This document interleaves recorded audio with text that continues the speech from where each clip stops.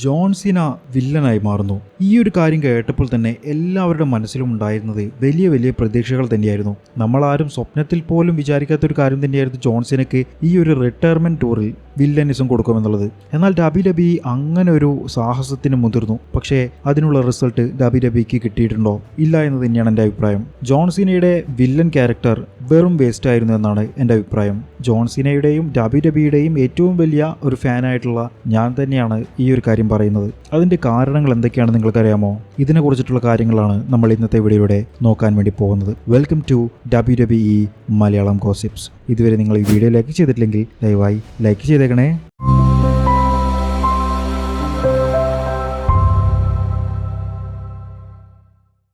2025 എന്ന് പറഞ്ഞിട്ടുണ്ടായിരുന്ന വർഷം ജോൺ സീനയ്ക്ക് വേണ്ടി എഴുതപ്പെട്ടതാണ് എന്നുള്ള രീതിയിലായിരുന്നു WWE വർക്ക് ചെയ്തിട്ടുണ്ടായിരുന്നത്.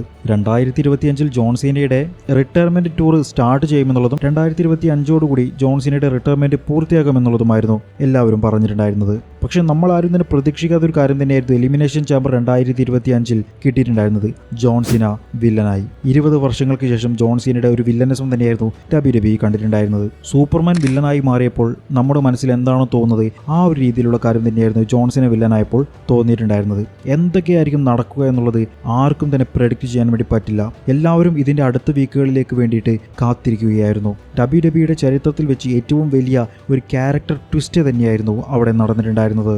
ജോൺ സീന ഹീൽ ക്യാരക്ടർ ആയത് ഒരു രക്ഷയുമില്ലാത്ത മൊമെന്റ് തന്നെയായിരുന്നു. ജോൺ സീനയും റോക്കും ട്രാവിസ് സ്കോട്ടും 3 പേരും കൂടി ടീമായിക്കൊണ്ട് കോഡി റോഡ്സിനെ ചതിച്ച്, കോഡി റോഡ്സിനെ ഇടിച്ച്, കോഡി റോഡ്സിനെ പഞ്ഞിക്കിട്ട് അങ്ങനെ വില്ലൻ ക്യാരക്ടറായി മാറിയതെല്ലാം തന്നെ അടിപൊളി മൊമെന്റുകൾ തന്നെയായിരുന്നു. ആ ഒരു എലിമിനേഷൻ ചാമ്പർ കഴിഞ്ഞതിന് ശേഷം എല്ലാവരുടെയും മനസ്സിൽ കുറച്ച് ക്വസ്റ്റ്യൻസ് എല്ലാം തന്നെ ഉണ്ടായിരുന്നു. ജോൺ സീന ഇനി പുതിയ മ്യൂസിക്കുമായിട്ട് വരുമോ? ജോൺ സീന 17 തവണ ചാമ്പ്യനായിട്ട് മാറുമോ? റോക്കിന്റെ എന്തൊക്കെ പ്ലാനുകളാണ് ഇനി നടക്കാൻ വേണ്ടി പോകുന്നത്? റോക്കും ജോൺ സീനയും കൂടി ചേർന്നിട്ട് വേറെ ഏത് ടീമായിരിക്കും കൊണ്ടുവരാൻ വേണ്ടി പോകുന്നത്? ടീം കോർപ്പറേറ്റ് എന്ന് പറഞ്ഞിട്ടുള്ള ടീം കൊണ്ടുവരാൻ ചാൻസ് ഉണ്ടോ? ഇങ്ങനെയുള്ള ഒരുപാട് എക്സ്പെക്ടേഷൻസ് ആയിരുന്നു എല്ലാവരുടെ മനസ്സിലും ഉണ്ടായിരുന്നത്. എന്നാൽ ആ ഒരു എക്സ്പെക്ടേഷൻ ഒന്നും തന്നെ WWEക്ക് നിറവേറ്റാനായിട്ടില്ല എന്നുള്ളതാണ് സത്യം. എലിമിനേഷൻ ചാമ്പറിൽ വില്ലനായതിനു ശേഷം പിന്നീട് ജോൺ സീനയെ നമ്മൾ ആരും തന്നെ കണ്ടിട്ടില്ല. ഏകദേശം 2 ആഴ്ചകൾക്ക് ശേഷമായിരുന്നു ജോൺ സീന തിരിച്ചു വന്നിട്ടുണ്ടായിരുന്നത്. തിരിച്ചു വന്ന സമയത്താണെന്നുണ്ടെങ്കിലോ അദ്ദേഹം സാധാരണ എങ്ങനെയാണ് വരുന്നത് അതുപോലെ തന്നെ ഓട്ടത്തിന് പകരം നടത്തമാണെന്ന് മാത്രമേ മാറ്റമുള്ളൂ. ഒരു ഡ്രാമാറ്റിക് ആയിട്ടുള്ള പ്രോമോ ഇല്ല. അതുപോലെ തന്നെ പുതിയൊരു കാര്യം കൊണ്ടുവരുന്നതായിട്ടുള്ള ഒരു റിവീലിംഗ് ഇല്ല. അദ്ദേഹം എന്തിനാണ് ഹീൽ ക്യാരക്ടർ ആയത് എന്നുള്ളതിനെ കുറിച്ച് ക്ലിയർ ആയിട്ടുള്ള ഒരു ആൻസർ കൂടി ജോൺ സീനയുടെ കയ്യിലില്ല. ഫാൻസ് പ്രതീക്ഷിച്ചതിന്റെ 1% പോലും ജോൺ സീനയ്ക്ക് അവിടെ കൊണ്ടുവരാൻ കഴിഞ്ഞിട്ടില്ല എന്ന് തന്നെയാണ് എൻ്റെ അഭിപ്രായം. തിരിച്ചു വന്നപ്പോൾ ജോൺ സീന പറഞ്ഞിട്ടുണ്ടായിരുന്ന പ്രോമോകളും ഒരു ആവറേജ് പ്രോമോ ആയിട്ട് തന്നെയേ എല്ലാവർക്കും തോന്നിയിട്ടുള്ളൂ. എനിക്ക് തോന്നിയിട്ടുള്ളൂ. പുതിയ ലുക്കില്ല, പുതിയ മ്യൂസിക് ഇല്ല, പുതിയ ആറ്റിറ്റ്യൂഡ് ചേഞ്ച് ഇല്ല. പഴയ ജോൺ സീന തന്നെ പുതിയ കുപ്പിയിൽ വന്നതുപോലെ തന്നെയായിരുന്നു എല്ലാവർക്കും തോന്നിയത്. അപ്പോൾ അതിനെ മറുപടിയായിട്ട് ജോൺ സീന പറഞ്ഞിട്ടുണ്ടായിരുന്നത് നിങ്ങൾക്കൊന്നും തന്നെ കിട്ടില്ല, നിങ്ങൾക്കെതിരെയാണ് ഞാൻ നിൽക്കുന്നത്, അതുകൊണ്ട് യു ഗെറ്റ് നത്തിങ് എന്നുള്ള ഒരു ഫ്രേസുമായിട്ടായിരുന്നു ജോൺ സീന റിങ്ങിലേക്ക് വന്നിട്ടുണ്ടായിരുന്നത്. ഒരുപാട് പ്രതീക്ഷിച്ചിരുന്നിട്ടുണ്ടായിരുന്ന ഫാൻസിന് അത്രമാത്രം കിട്ടിയപ്പോൾ അവർ എല്ലാവരും ഡിസപ്പോയിന്റഡ് ആയിട്ടുണ്ടായിരുന്നു. പിന്നീട് എല്ലാ ആഴ്ചകളിലും ജോൺ സീന വരുന്നു, റിങ്ങിന്റെ സെന്ററിൽ നിൽക്കുന്നു, അവിടെ നിന്നും ഒരു പ്രോമോ പറയുന്നു. കുറച്ച് ആഴ്ചകൾക്ക് ശേഷം എല്ലാ വീക്കിലും കോഡി റോഡ്സ് ജോൺ സീനയുടെ മുൻപിലേക്ക് വരുന്നു. കോഡി സീനയെ അറ്റാക്ക് ചെയ്യുന്നു. സീന ആ ഒരു റിങ്ങിന്റെ നടുവിൽ അറ്റാക്ക് കിട്ടിയതിനു ശേഷം കിടക്കുന്നു. ഇത് മാത്രമായിരുന്നു നമ്മൾ കണ്ടിട്ടുണ്ടായിരുന്നത്. ഒരു കാര്യവുമില്ലാതെ വില്ലനായതുപോലെയായിരുന്നു ജോൺ സീനയുടെ വില്ലത്തരം കാണുമ്പോൾ എല്ലാവരും പറഞ്ഞത്. എനിക്കും തോന്നിയത്.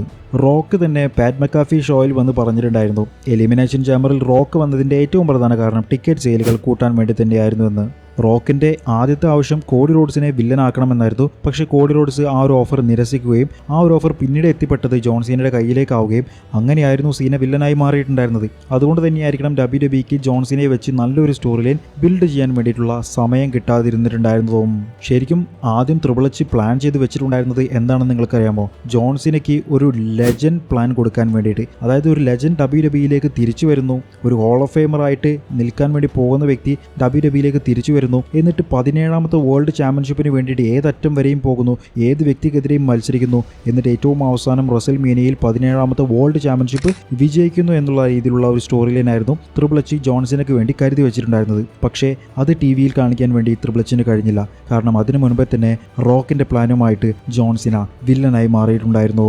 ചില ഫാൻസ് ഇപ്പോഴും പറയുന്നത് എന്താണെന്ന് വെച്ചാൽ എലിമിനേഷൻ ചാമ്പറിൽ ഒരിക്കലും ജോൺ സീനയെ വില്ലൻ ആക്കരുത് എന്നുള്ളതായിരുന്നു. റസൽമേനിയയിലെ മെയിൻ ഇവന്റ് നടക്കുന്ന സമയത്ത് ആ മെയിൻ ഇവന്റിന്റെ ഏറ്റവും അവസാനം ഒരു ഒന്നൊന്നര ട്വിസ്റ്റ് കൊടുത്തുകൊണ്ട് ജോൺ സീനയെ വില്ലൻ ആക്കിയിട്ടുണ്ടായിരുന്നു എന്നുണ്ടെങ്കിൽ ഫാൻസിന് അത് കൂടുതൽ കണക്ട് ആകുമായിരുന്നു. അതുപോലെ തന്നെ അത് കഴിഞ്ഞതിന് ശേഷം അവർക്ക് നല്ല കിടിലൻ സ്റ്റോറി ലൈനുകൾ കൊണ്ടുവരാമായിരുന്നു എന്നുള്ളതാണ്. റസൽമേനിയ 17ന്റെ ഏറ്റവും അവസാനമായിരുന്നു സ്റ്റോൺ കോൾഡ് സ്റ്റീവ് ഓസ്റ്റിൻ വിൻസിന്റെ കൂടെ എല്ലാം തന്നെ ചേർന്ന് വില്ലനായി മാറിയിട്ടുണ്ടായിരുന്നത്.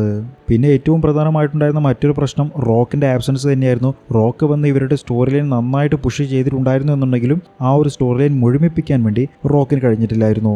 റോക്ക് എപ്പോഴെങ്കിലും ഒക്കെ വരും എന്നുള്ളത് പ്രതീക്ഷിച്ചിരുന്നിട്ടുണ്ടായിരുന്ന ഫാൻസിന് പിന്നീട് ഒരിക്കലും റോക്കിനെ കണ്ടു കിട്ടിയിട്ടുകൂടിയില്ല. പക്ഷേ ഇപ്പോഴും WWE കയ്യിൽ നല്ല സമയമുണ്ട്.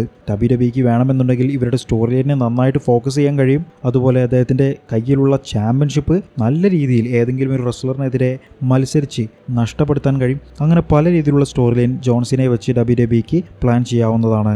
സീനയ്ക്ക് നല്ല സ്റ്റോറി ലൈൻ കൊടുക്കണം, സീനയ്ക്ക് നല്ല ഫ്യൂഡ് കൊടുക്കണം, സീനയ്ക്ക് നല്ല മാച്ചുകൾ കൊടുക്കണം. ഇത് മൂന്നും കൊടുക്കുകയാണെന്നുണ്ടെങ്കിൽ സീന ഒരു രക്ഷയുമില്ലാത്ത പഴയ ലെവലിലേക്ക് മാറുമെന്നുള്ള കാര്യം എനിക്ക് 100% ഉറപ്പ് തന്നെയാണ്.